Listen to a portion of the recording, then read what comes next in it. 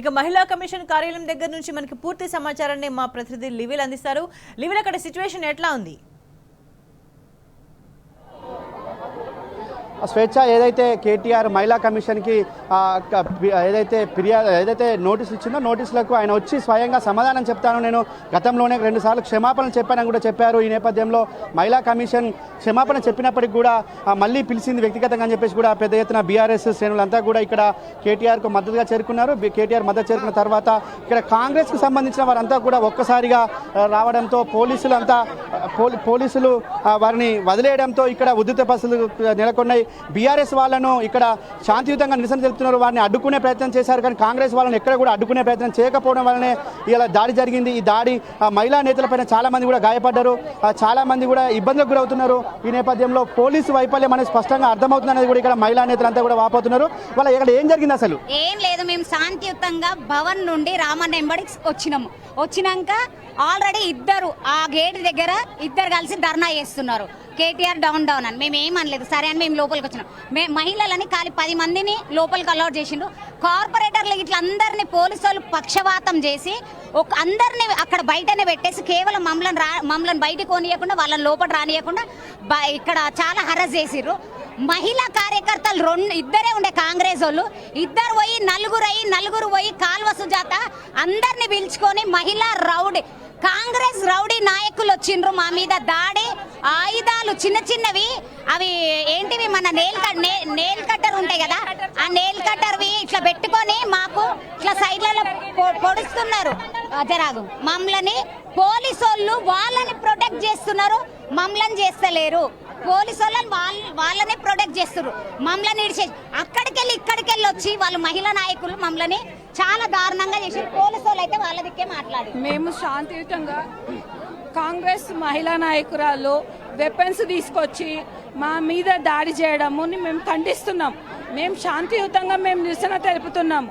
So మీకు చేతనైతే మహిళలకి సపోర్ట్గా ఉండండి, ఎందుకంటే మీరు మహిళలే. గత ప్రభుత్వంలో చూసుకుంటే మహిళలకి ఎక్కడ పోయినా న్యాయం వెసులుబాటు ఉంది మాకు. కానీ ఏమంటే ఈ రేవంత్ రెడ్డి సీఎం అయినప్పటి నుంచి మా మహిళలకి ఎక్కడ కూడా రక్షణ లేకుండా పోయింది. ఇంకొకటి ఏంటంటే అనేక సంఘటనలు జరుగుతున్నాయి.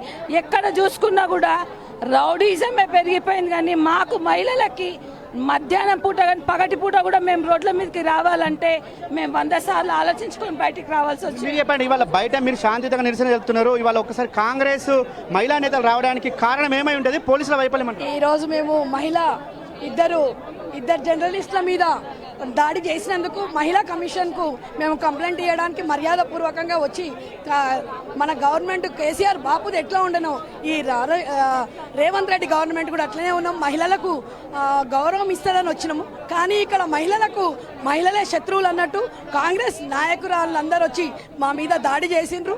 ఈ రోజు రేవంత్ రెడ్డి కళ్ళు ఎక్కడ పెట్టుకున్నాడు? ఈ రోజు కాంగ్రెస్ మహిళలు అలాగా, బీఆర్ఎస్ మహిళలు అలాగనా? నీ ఇంట్లో ఇదే గవర్నమెంట్ ఏదైనా గవర్నమెంట్ ఇట్లా చేసిందా? ఈ రోజు మేము మర్యాదగా వచ్చి మహిళా కమిషన్కి వచ్చి దరఖాస్తు చేసుకోవడానికి వచ్చినాం. ఈ రోజు రేవంత్ రెడ్డి తెలంగాణ మార్పు అంటే ఇదేనారా నాయన? ఇది కాంగ్రెస్ మహిళలు వేరు, తెలంగాణ అంటే బీఆర్ఎస్ మహిళలు వేరా? ఈ రోజు అంటే మహిళలలో కూడా పార్టీ విధంగా మమ్మల్ని చేసి బ్లేడ్లతో కాట్లు పెట్టిండ్రు. వాళ్ళ మహిళలు వచ్చి కల్వ సుజాత వచ్చి వాళ్ళ టీంతో వచ్చి మమ్మల్ని దాడి చేసిరు. ఈ రోజు పోలీసులు కూడా కాంగ్రెస్ మహిళలకే పక్షపాతం చేస్తున్నారు. ఈ రోజు తెలంగాణ బాబు లేనందుకు మాకు ఈ రోజు కళ్ళల్లో నీళ్ళు వస్తున్నాయి. ఈ రోజు ప్రతి ఒక్క మహిళకు తెలంగాణ అంటే బీఆర్ఎస్ మహిళలకు భద్రత లేదు. ఏదేమైనప్పటికీ వాళ్ళ రాష్ట్రంలో పూర్తిగా మహిళలకు సంబంధించి కావచ్చు, పూర్తిగా శాంతి భద్రతలు అదుపు తప్పాయి. అందులో భాగంగానే ఇవాళ మేము పెద్ద ఎత్తున కూడా వారికి మహిళా కమిషన్కు మద్దతు తెలిపేందుకే వచ్చామని చెప్తున్నారు. చెప్పండి.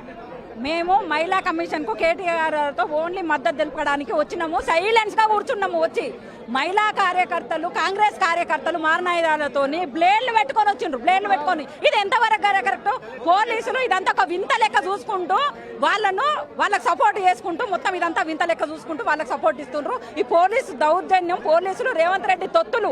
ఎందుకంటే వాళ్ళు బ్లేడ్లు పెట్టుకొని వచ్చినా కూడా చూసుకుంటూ మమ్మల్ని పంపిస్తున్నారు తప్ప వాళ్ళని పంపిస్తారేమో. వాళ్ళు రాకుండా మేము ఓన్లీ మద్దతు వచ్చినాము, సైలెన్స్గానే ఉన్నాము. మా కార్యకర్తలు, మా నాయకురాలు కూడా అందరం మేము సైలెన్స్గానే ఉన్నాము, ఓన్లీ మద్దతు కోరుతూ. వాళ్ళు వచ్చిన తర్వాతనే గొడవ స్టార్ట్ అయింది. వాళ్ళు బ్లేడ్లు పెట్టుకొని వచ్చిండ్రు, మేము నిరూపిస్తాము. అందరు మీరు కూడా చూస్తున్నారు మీడియా, వాళ్ళ మీద ఖచ్చితంగా కఠిన చర్యలు తీసుకోవాలి. ఇట్లాంటి దగ్గరికి మహిళా పోలీసు వైఫల్యం అని చెప్పొచ్చా మీరు? 100% ఇది పోలీసు వైఫల్యము. పోలీసు వాళ్ళ తొత్తు కాస్తున్నారు. ఒక మారణాయుధాలతోని బ్లేడ్లు పట్టుకొని వాళ్ళ కార్యకర్తలు వస్తే ఎట్లా ఊరుకున్నారు? దీని మీద రేవంత్ రెడ్డి ఎట్లా స్పందించి గవర్నమెంట్ వెంటనే వాళ్ళని అరెస్ట్ చేయాలి. కాంగ్రెస్ కార్యకర్తలను మేము డిమాండ్ చేస్తున్నాం. జై తెలంగాణ. కాంగ్రెస్ కార్యకర్తలను వెంబటే అరెస్ట్ చేయాలి. ఎందుకు అని అంటే మేము ఎంతో శాంతియుతంగా వచ్చి నిలబడ్డాము. మహిళా కమిషనర్ దగ్గర ఎవరు ఎందుకు వస్తారు అని అంటే మహిళలకు రక్షణ కాబట్టి ఇక్కడ వస్తారు. మహిళలకు ఇక్కడే రక్షణ లేకుంటే ఇక్కడ ఉన్నది రక్షణ? రేవంత్ రెడ్డి పాలనలో కేవలం పోలీసు వాళ్ళు కాంగ్రెస్ వాళ్ళకే ఒత్తాస పలుకుతున్నారు కానీ మాకైతే చూస్తలేరు. ఎటువంటి మహిళలు బస్సులలో తొక్కిసలాట చూస్తాను కానీ మహిళా కమిషన్ ఆఫీస్లో కూడా న్యాయం అడగడానికి వచ్చినా కూడా ఇక్కడ కూడా మహిళలకు ఇంత దురుసుగా ప్రవర్తిస్తున్నారు. మహిళలని చూడకుండా మహిళలను కొట్టడము, చిన్న బ్లేడ్లతో కట్ చేయడానికి ట్రై చేయడము, ఇదంతా ఎంతవరకు న్యాయము? మేము వచ్చింది ఇలా ఏదేమైనప్పటికీ వాళ్ళ మహిళా కమిషన్ దగ్గర పూర్తిగా ఇబ్బందులకు గురి చేస్తున్న పరిస్థితి కనిపిస్తుంది. ఇలా ఒక మహిళా కమిషన్ కాదు, ఇది బయట కాంగ్రెస్ పార్టీ కార్యాలయంలో వ్యవహరిస్తున్నారని చెప్పేసి కూడా బీఆర్ఎస్ మహిళా నేతలంతా కూడా మండిపడుతున్నారు. వారంతా కూడా దాడి చేస్తున్నారని చెప్పేసి కూడా ఈ సందర్భంగా వారు పెద్ద ఎత్తున కూడా నిరసన తెలుపుతున్నారు. మేము శాంతియుతంగా నిరసన తెలుపుతుంటే ఈ విధంగా దాడులు చేయడం ఏందని కూడా వాళ్ళ బీఆర్ఎస్ అంతా కూడా మండిపడుతున్న పరిస్థితి కనిపిస్తుంది. Sunitha, thank you.